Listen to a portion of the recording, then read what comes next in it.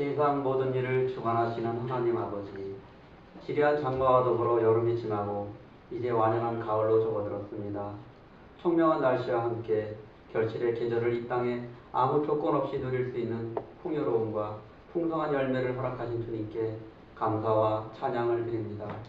또 아름다운 주일에 주여전에 나와 예배할 수 있도록 우리들의 지난 한 주간의 삶을 건강과 평안으로 지켜주신 주님께 감사를 드립니다. 우리들은 매일매일 기도하며 주님을 향해 결단하고 약속하지만 주님 앞에 언제나 연약하고 부끄러운 죄인입니다. 이 시간 저희들의 고백과 회개를 들으시고 제사함 받기를 원합니다.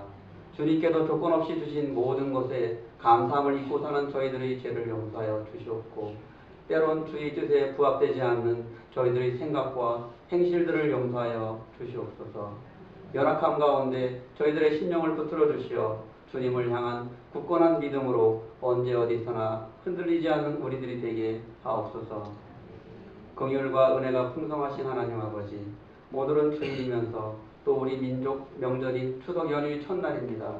고향의 부모님을 보고 친지 형제들을 만나 가족의 정을 나누기에 고향을 찾아간 형제자매들이 많이 있습니다. 가족들이 한자리에 모여 가족 간의 사랑과 우애를 나누고 또 명절을 통해 하나님께 감사할 수 있는 뜻깊은 명절이 되기를 소망합니다. 그들의 오고 가는 발길에 주님이 동행하시고 어디에 있든지 오직 주님만을 향한 마음으로 따뜻하게 보내는 명절이 되게 하시옵소서. 또 고향이 있어도 여러 가지 사정으로 인하여 가지 못하는 형제자매들도 있사오니 그들에게도 하나님의 사랑과 이웃사랑을 통하여 쓸쓸하지 않고 훈훈한 나눔의 명절이 될 수 있게 하여 주시옵소서. 사랑이 많으신 하나님 아버지, 주님께서 뜻이 있어 이곳에 세우신 우리 교회가 더욱 부흥되어 하나님의 목적에 따라 아름답게 쓰임받는 교회와 성도들 되게 하시옵소서. 저희 교회는 연로하신 분들이 많습니다. 연로하신 어르신들 건강으로 지켜주시옵고 또 몸이 아파 고통 속에 있는 성도들에게 치유와 위로를 함께하여 주시옵소서.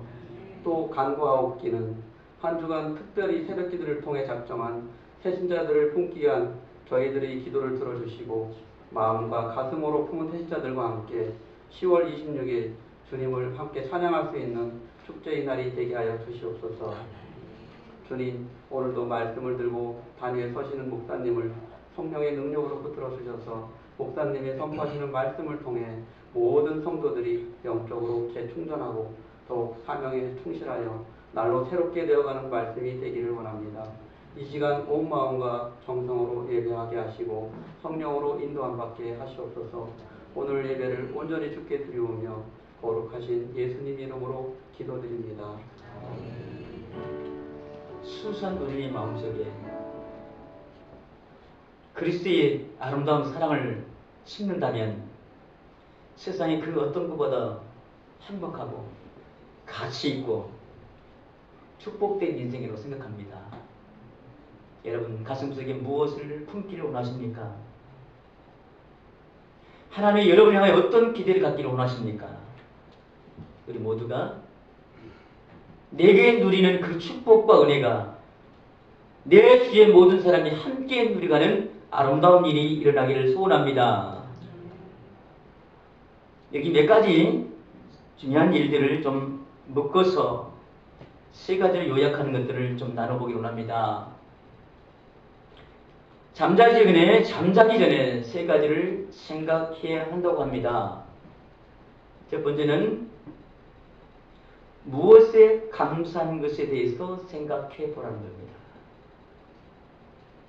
가능하면 생각만 하지 말고 그 감사한 것을 여러분의 인생에 하나씩 쌓아두는 것이 더 나은 또 깊은 잠을 잘 수 있다고 말합니다. 두 번째는 성공적인 내일을 상상해 보라는 겁니다. 일자리나 세상에서 무엇을 이루고 싶다면 잠자리에 들기 전에 그것에 대해 한번 상상해 보라는 겁니다. 이러한 생각이 들면 나도 모르게 잠이 좋은 잠, 단잠을 좋은 휴식을 취할 수 있다고도 말합니다. 세 번째는 여유로운 생각으로 잠을 자라고 말합니다. 여러분, 우리에게 무엇을 얘기할까요? 결국은 감사하는 생각과 내일에 대한 부푼 기대에 대한 상상과 여유로운 삶은 우리 모두에게 풍요한 삶을 살게 한 하나의 우리에게 주는 좁은 조언이 아닌가 생각해 봅니다.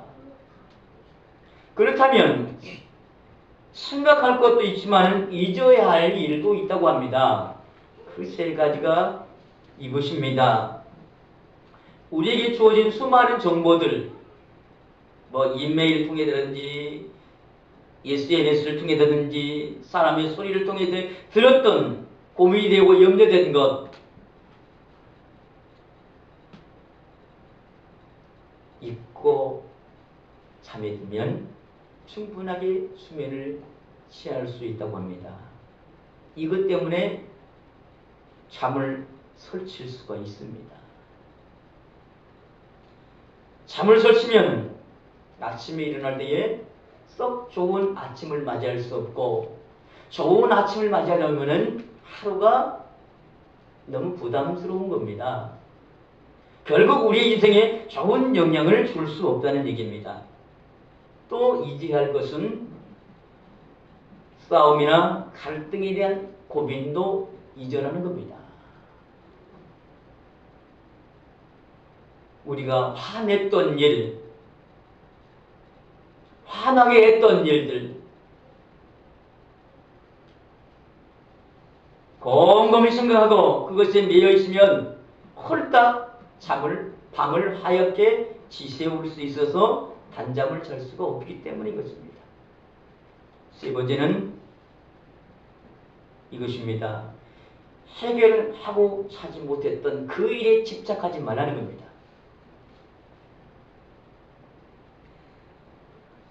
고민이 많으면 잠자리는 편해질 수가 없습니다.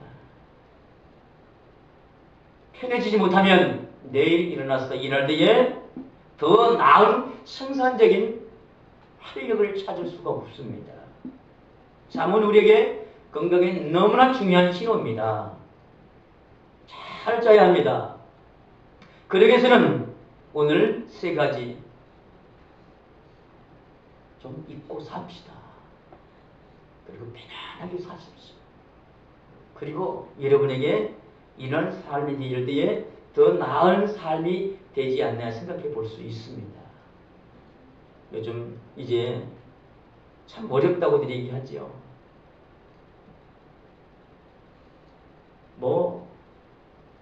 유사일에 이렇게 힘들고 어려운 때는 없었다고 얘기합니다. 그래도 어김없이 시간은 흘러가고 또 명절은 다가왔습니다. 여러분, 어떻게 이 명절을 잘 보낼 수 있을까요?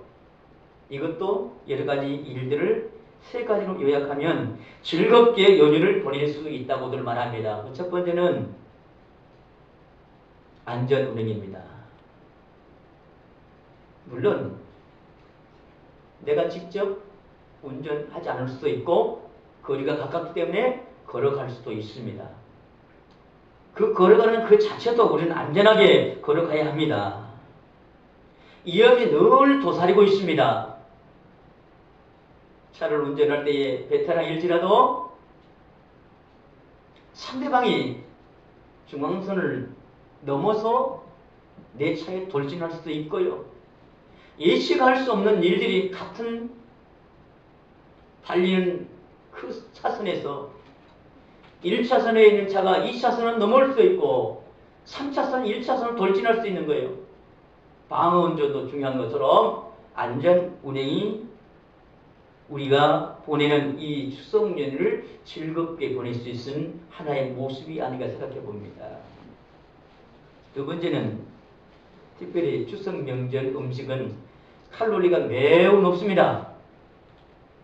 그냥 마음껏 먹다 보면 나도 모르게 연휴 끝날 무렵에는 고민이 되지요. 좋은 연휴 끝난 후에 우리가 즐겁게라면 적당히 다양하게 좀 녹아야 돼요.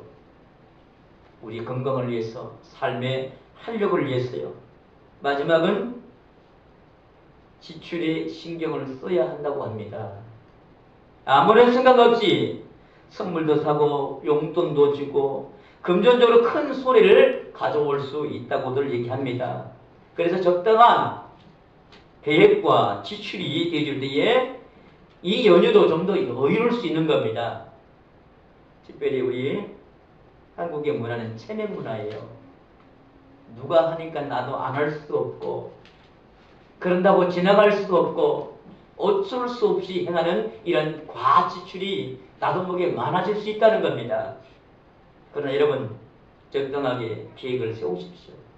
해야 할 것, 말아야 할 것, 꼭 해야 될 것, 안 해도 될 것, 이런 계획들이 있을 때에 연휴도 짜증나는 연휴가 아니고 즐거운 연휴가 될 수 있을 겁니다. 결국 어떻게 하면 우리가 좀 행복하고 나은 삶을 살 수 있을까는 여기에 지금 뭐 자는 것, 또 연휴를 찍은 것, 그 속에 한 카테고리가 아닌가 생각해 봅니다.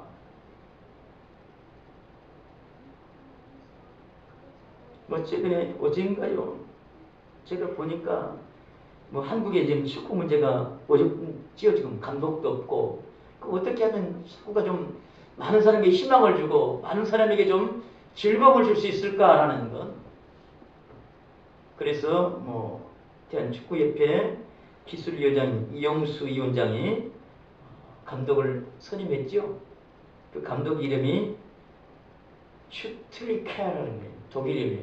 수가 안 틀렸으면 좋겠어요. 이제 좀 더 좀 수가 좀 좋았으면 좋겠어요. 그런데 이 슈트리케라는 이 감독을 만날 때 세 가지의 감동을 받아서 계약을 했다고 합니다. 첫 번째는 진실성을 느꼈다고 합니다. 자신의 장점과 자신의 단점을 속 시원하게 얘기하더라는 거예요. 두 번째는 인간미가 있었다고 합니다. 인간미는 자기와 함께 이제 인터뷰라는 이 장소에서 자기와 함께 했던 이 코치가 스페인어를 하는가 봐요. 그래서 통역자를 자기가 많은 독일 사람인 자기 독일어 통역사를 구하지 않냐고 코치인 스페인어 통역사를 배려하는 모습을 봐서 인간미가 넘침을 이 이영수 기술위원이 선택할 수 있는 두 번째 모습이라고 얘기했고요. 세 번째는 열정이라고 합니다. 대한민국 축구를 위해서 모든 자기의 열정을 쏟아 놓을 수 있는 헌신하겠다고 말했다고 합니다. 이 세 가지 때문에 감독을 선임했다고 합니다. 결국 우리에게 무엇을 얘기합니까? 어떻게 하면 좀 더 나은 삶을 질을 가지고 살아갈 수 있을까? 여기에 초점 맞추는 거죠. 신앙인 우리에게도 좀 더 나은 삶을 살아가려면 어떻게 해야 되는가? 여러분, 좀 더 나은 삶을 살아가기 위해서는 우리는 어떤 교회를 이루어가야 하는가? 오늘의 한국 교회와 우리 교회의 모습들을 돌아보면 그 교회를 지배하고 있는 세 가지를 이렇게 요약할 수가 있습니다. 첫 번째는 이제는 더 이상 교회가 안 된다는 겁니다. 목회자들이나 성도들도 마찬가지입니다. 더 이상 개척교회, 새로운 교회는 안 된다고 얘기합니다. 두 번째, 한국교회의 지배적인 생각의 두 번째는 아무리 수고하고 노력해도 전도가 안 된다는 겁니다. 헛수고다는 겁니다. 세 번째는 한국교회가 지배하고 있는 이 교회의 생각, 세 번째는 이것입니다. 하나님의 뜻과 그 뜻에 순종하기보다도 사람 중심, 사람의 필요를 따라 교회가 충족되어 가고 있다는 사실입니다.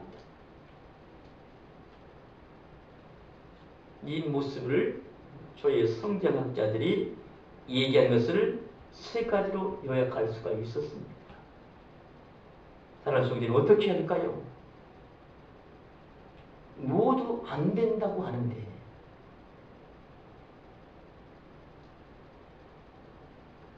우리는 다시 한번 우리의 신앙과 교회를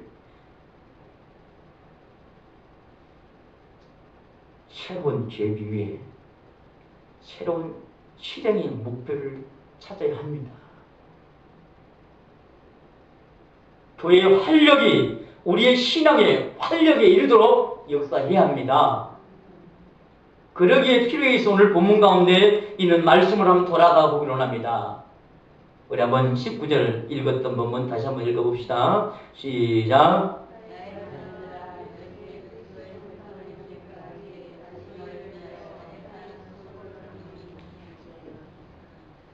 오늘 바울은 갈라디아 교회 교인들을 향하여 이렇게 표현합니다. 나의 자녀들아.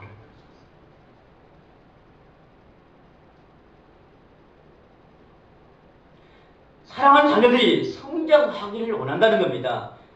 그리스도의 형상에 이르기까지 그대의 신앙이 성장하기를 원한다는 겁니다.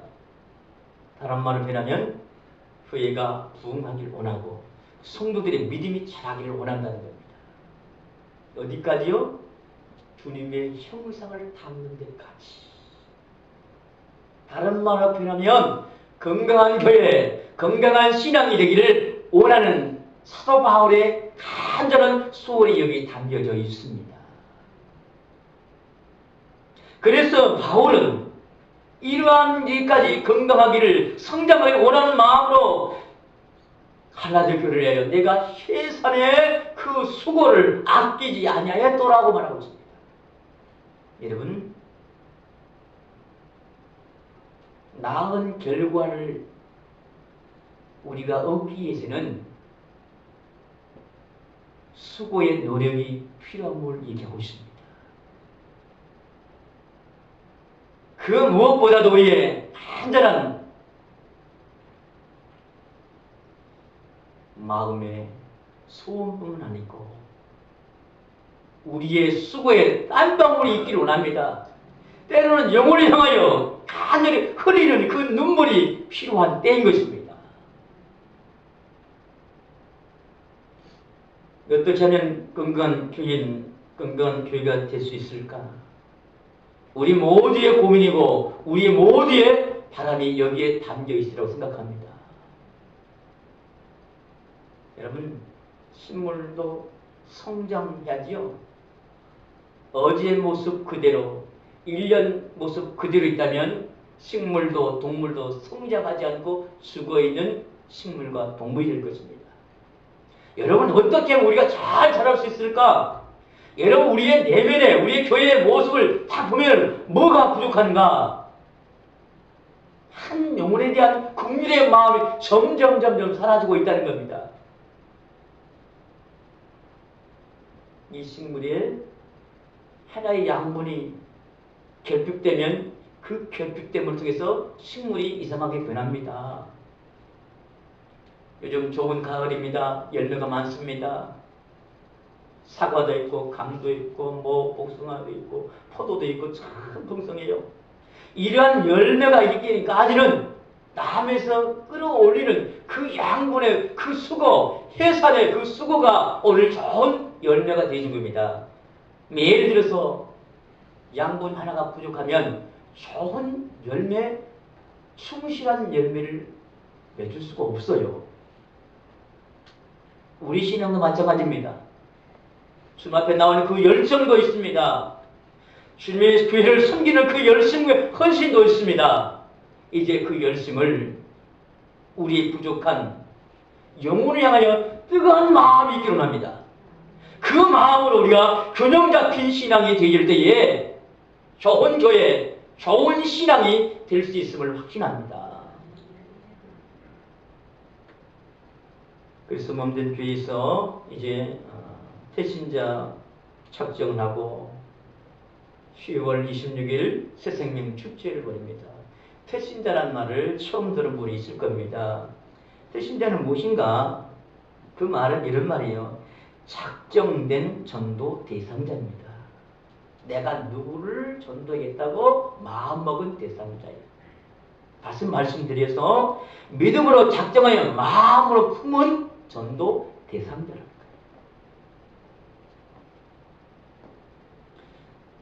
이것은 성경적인 의미를 품고 있습니다. 그 대표적인 말씀을 하나 소개한다면 예수님께서 승천하시기 전 제자들에게 말씀했던 마태복음 28장 19절에서 20절에 이렇게 말씀하셨죠. 모든 족속으로 제자를 삼아. 모든 족속으로 어떻게 해요? 제자를 삼으라는 겁니다. 제자를 삼는 것이 바로 믿음으로 작정하여 마음에 품은 전도 대상자를 갖다는 겁니다.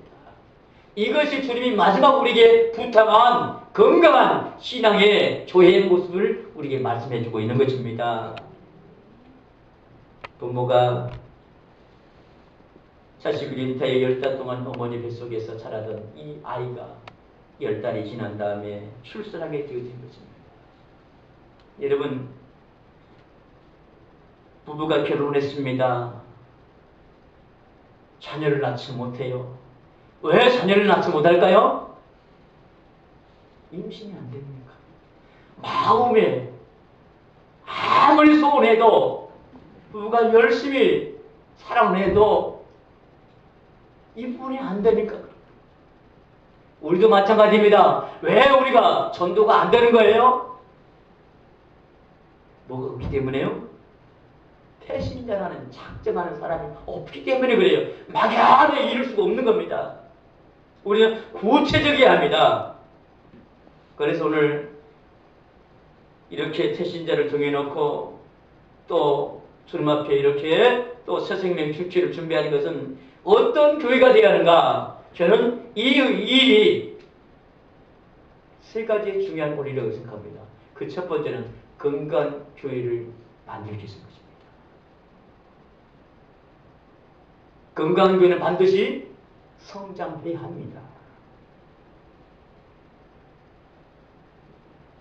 우리 모두가 건강한 교회로 성장하기 위해서 이 성장한다는 것은 교회의 성장학자들은 이렇게 말합니다. 세 가지를 얘기해요. 생물학적 성장을 얘기하는 그냥 숫자적으로 늘어나는 것. 두 번째는 전입 성장이 있어요. A 교회에서 교인들이 B 교회로 옮기는 것.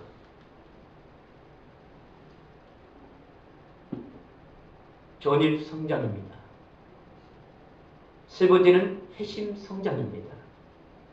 전혀 주님을 알지 못한 사람의 복음을 그들이 예수 그리스도를 나의 구주로 믿고 그들이 교회의 일원이 되어지고 정착하고 교회의 하나의 구성원이 돼서 교회가 성장하는 것. 이 세 가지 가운데 가장 이상적인 교회의 성장은 생물학적 성장, 전입 성장, 회심 성장 중에 어느 것이 있겠습니까? 물론 우리는 회심의 성장으로 이해할 것입니다. 그렇습니다. 회심의 성장을 이루기 위해서 그 발판이, 기초가 무엇이 되어야 하는가?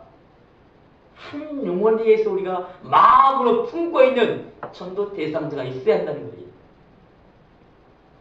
따라서 성도 여러분, 건강한 교회를 이루기 위해서 우리가 이를 주님의 말씀 안에서 행하는 것입니다. 두 번째는 이 태신자는 목적이 이끌어가는 교회를 지향하기 때문에 그렇습니다.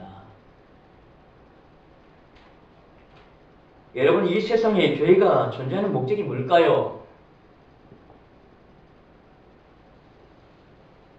예수님이 이 세상에 사람의 몸을 입으시고 내려오신 이유가 뭘까요? 바로 중요한 것은 복음 전파를 통해서 잃어버린 영혼을 구원하기 위한 하나님의 섭리인 것입니다. 그렇다면 교회의 중요한 목적도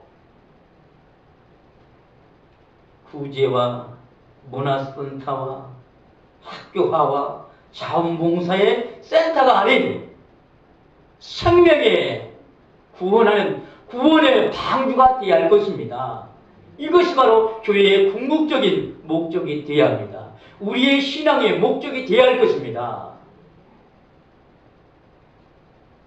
후지하는 것, 문화센터를 만드는 것, 또 여유가 있어서 학교를 만드는 것, 자원봉사를 하는 것, 이 모든 것은 우리의 궁극적인 목적을 위한 하나의 수단에 불과한 것입니다. 그렇습니다. 우리 교회를 이끌어가야 할 궁극적인 목적은 바로 여기 있습니다. 영혼 구원하는 것입니다. 하나님 나를 구원하신 놀라운 은혜도 한 영혼을 구원하기 위해서 나를 먼저 부르셨다는 사실. 특별히 추석 명절 예수 믿는 식구도 있을 것이고 예수 믿지 않는 식구도 있을 것입니다. 그들을 향하여 복음을 전하는 좋은 기회로 삼으시기 바랍니다. 세 번째는 우리가 이 태신자 운동을 통해서 지향하는 세 번째는 성령 충만한 교회를 일으키십니다. 더 나아가서는 성령 충만한 성도가 되기 위해서입니다. 온 교회와 성도가 살아계신 그 하나님을 체험하게 될 것입니다. 한 영을 향하여 눈물 뿌리고 그들을 향하여 헌신할 때에 하나님은 성령을 통하여 역사하실 것입니다. 성령님의 그 인도하심을 영적 민감하면 그 은혜를 경험할 때에 우리는 기도할 힘이 생기고 또 전도할 자신감이 생길 것입니다.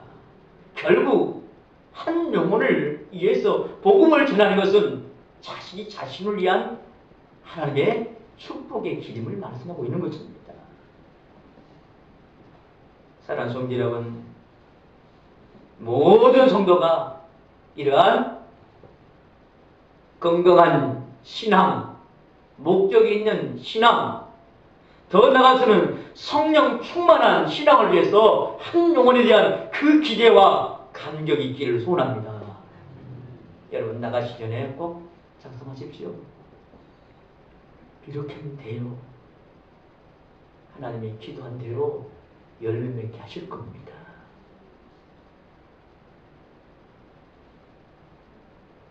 오늘 사도 바울은 이렇게 말합니다. 내가 너희를 위해서 복음의 그리스도의 형상에 자라기까지 이르기까지 내가 해산의 수고를 아끼지 않았다고. 갈라디아 교회를 향하여 이렇게 성장하고 잘 자라기를 내가 수고하지 아니를 너희는 보고 있지 않느냐고 가져가고 있는 것입니다. 사랑하는 성도 여러분, 오늘 우리 안에 이 은혜가 있기를 원합니다. 영혼을 사랑하는 그 절박한 마음, 뜨거운 마음으로 우리가 살아갈 때에 주님 우리를 통하여 더 많은 일을 이루도록 축복하실 것입니다.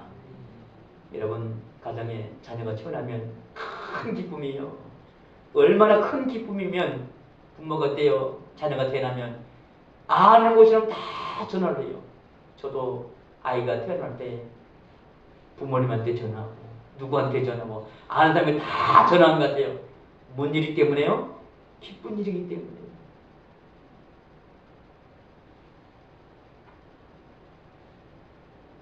여러분 이제는 한 2달 동안입니다. 여러분의 가슴에 태신자를 착정하시고 10월 26일 태어날 때 그 기쁨을 함께 누립시다. 하나님은 한없이 기뻐하실 것입니다. 하나님 웃게 하시는 오늘 아름다운 일이 일어나기를 원합니다. 하나님 웃으시면 나머지 우리 인생 하나님 웃게 하십니다. 아멘. 이렇게 살기를 원하십니까? 그렇다면 이 시간 주님 앞에 우리 결단하고 헌신의 기도를 드리기 원합니다.